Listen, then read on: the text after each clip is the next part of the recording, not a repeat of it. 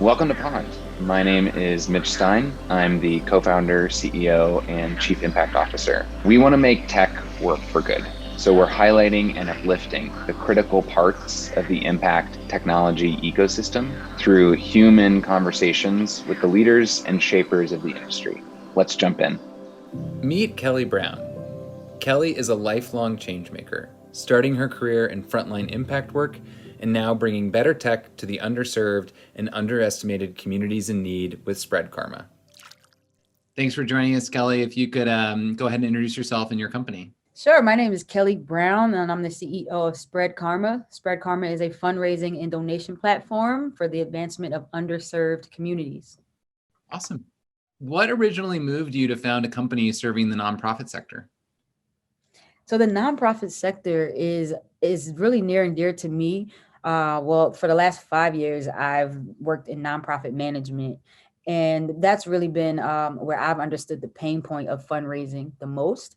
But then right before working in nonprofit management, I've worked in the front lines of many nonprofits or on the front lines.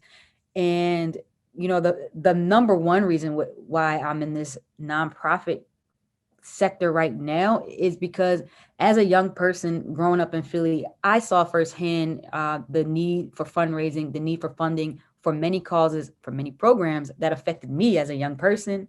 And so it brought me full circle to, to really make an impact for a lot of nonprofits out here. Awesome. And how has your original goal with SpreadKarma, your original goal or vision, evolved since you started the company originally? Wow. Okay. So we launched SpreadKarma's platform October 2019.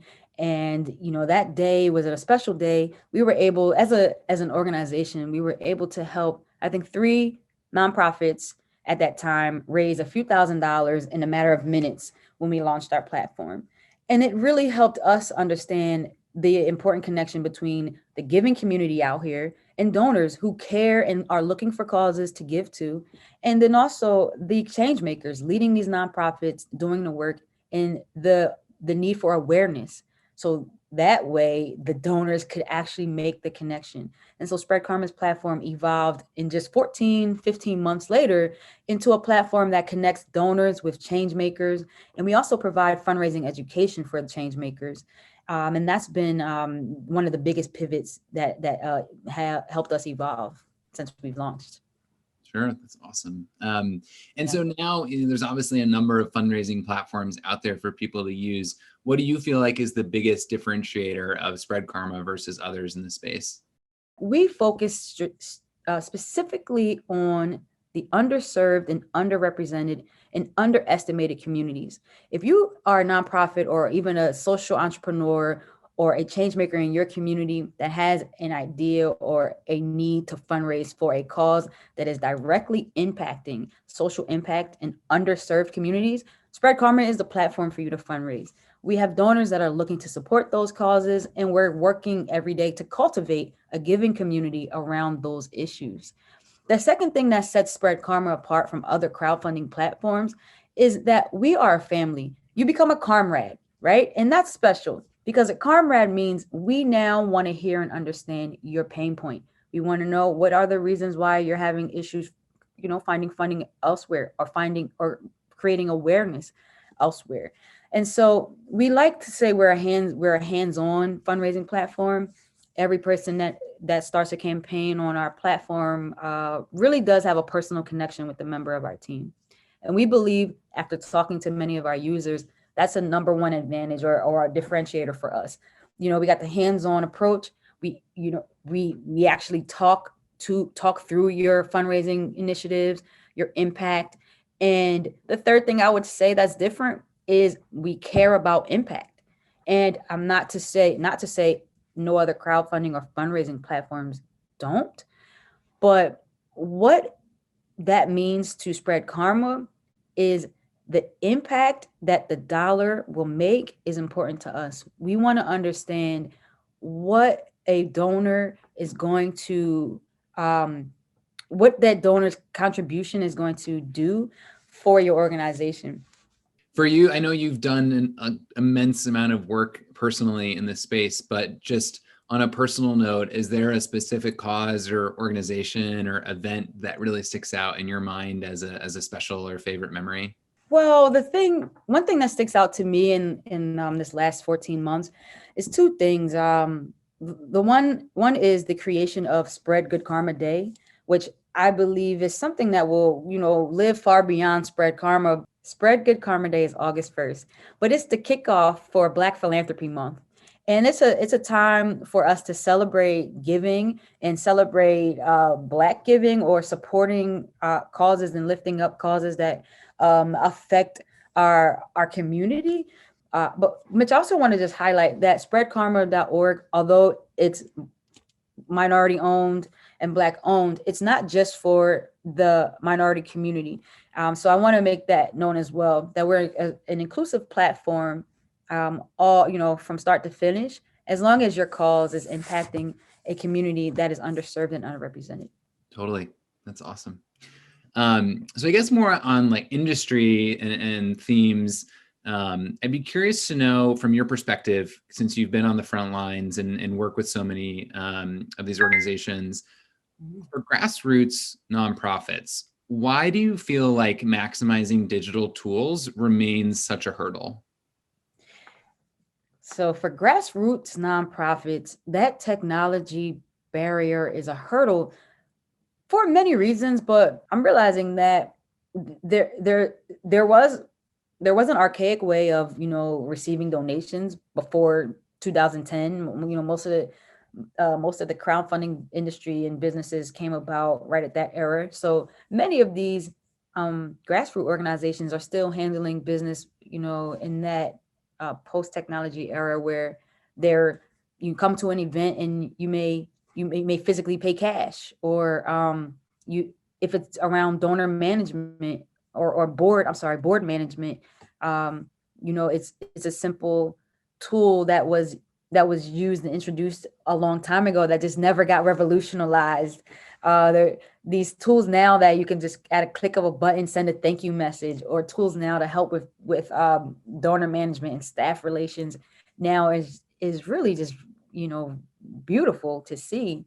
I think what you're doing is amazing because you're able to streamline this stuff now, which is the second problem. Right now, it's so many things out here. What is the best thing, and what's the best tool for me? But overall, I think the factors that really contributed to the lack of technology for these grassroots organizations is probably funding. They're short-staffed. They don't have the funding to hire someone to even research, what's the next best thing. They can't afford the next best tools. So those are some of the real issues that I know nonprofit leaders are facing. Yeah. Your business is so unique, and I would love to hear why you think it's so critical for a fundraising platform to be explicitly focused on underserved communities. Because I could see someone cynical watching this and being like, there already are platforms. Can't they use those? Why do you feel like it's important to have an explicit focus? Okay, that's a great point. I believe it's important to have a very targeted focus on the underserved, underrepresented, and underestimated communities, because there is a huge issue right now with the funding gap in those areas. And this is just Spread Karma's small way of trying to bridge that gap. We know and we understand that many foundations receive or have endowments of millions of dollars, maybe even billions. And at some point, there's a disconnect between the money trickling down to these underserved, underrepresented areas, or these causes that affect us all. Honestly, they affect us all, but they're not getting awareness because they're underestimated, right? They're not getting the exposure because, man, some people care about that cause, but not many. A lot of people are just oblivious or ignorant to some of the causes that come on our platform. We have causes around the Black maternal mortality rate.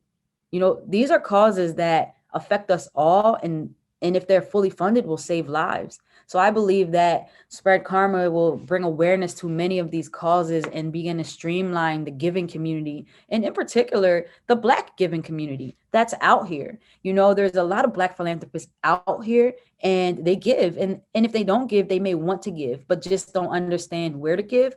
And so Spread Karma, we make sure that these projects are vetted and they're trusted and secure, so you can support them as well. So I believe that that's why it's important to have one place that carefully vets these projects and that understands, the need to bring awareness to them, and that has cultivating relationships with the donors and the large funding philanthropic community out here. Something I've been thinking a lot about that I think you have an interesting angle on. You hear so much about the need for diversity and representation in leadership and staff, even a good discussion on it in your donor population. I never hear anyone talking about the value of having diverse customers. And I think you have a market that is overly representative in a way that's completely different from most tech companies that serve the nonprofit sector. Yeah, the value of having diverse customers is like priceless, because we're able to also educate ourselves in many areas of causes going on, and then we also are able to serve from different areas on both ends of the spectrum. The diversity is there, from the giving community to the community that's setting up these campaigns, and I love it. I love to see that there's diversity all around. There's a campaign on our platform that right now three guys from Harvard, I believe, want to make a difference in this world and have come to Spread Karma to say, I want to make a difference, but in energy, in climate control, and for the future. And so just better understanding and hearing what they want to do is inspiring. I would have never been connected to a group of change makers like that if it wasn't for Spread Karma's platform. But it's amazing to see the connections that we're making and to understand how everyone is vulnerable in this world. Everyone wants to give back. Everyone wants to help. And it's amazing to see on all spectrums. Makes total sense. So I guess moving to the campaigns that are on your platform, you obviously got visibility into a lot of successful ones. What do you feel like differentiates the ones that experience the most success on Spread Karma? Well, all right. So Spread Karma has been rolling with some amazing campaigns. And I would say some good advice that differentiates like the ones that are successful and actually, and I define success, by the way, by meeting your fundraising goal, right? But also doing what you say you're going to do with the funds. And right. So with those things, those successful campaigns are ones that they set time to plan. Okay. And I'm going to give you a gem. The successful campaigns on our platform, they set time to plan, they get a little bit of fundraising education from us, and they plan. Successful campaigns is really about the first, maybe depending on how long you run your campaign, the first 3 weeks is crucial to plan. And then the second thing is storytelling. It's really important to tell your story, but when you're telling your story, talk about the impact that the funds will make. That's important. Okay. Even when you've had people that say, I trust you and I know you're going to do great work with this dollar, with this $20, with this $100, still tell them what it will do. Let people understand the impact your nonprofit is making. Okay. Speak from impact first. And so when you do those two things, your campaign will be more successful and people will like the fact that they've supported you and want to give again. I know that you offer coaching advice on the platform, so I appreciate you sharing Yeah. some free tips here as well.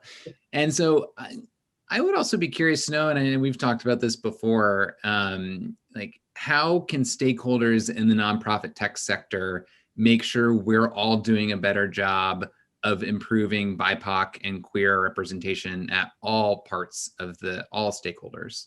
Wow. I think like what you're doing right now, Mitch, is one of the best things and ways to bridge that gap and bring awareness to BIPOC businesses and change makers.